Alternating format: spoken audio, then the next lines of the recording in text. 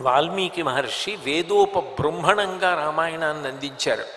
అందరూ వేదం చదువుకోలేరు కాబట్టి కల్పితగాథ కాకుండా యథార్థముగా జరిగినటువంటి కథ ద్వారా భగవంతుని యొక్క అవతారము ద్వారా ఆయన ఎట్లా ఏ పరిస్థితులలో ప్రవర్తించాడో చూసి దానినే ధర్మంగా గ్రహించి మనందరం కూడా ప్రవర్తించడానికి వీలుగా రామాయణ కావ్యాన్ని మనకి అందించాడు.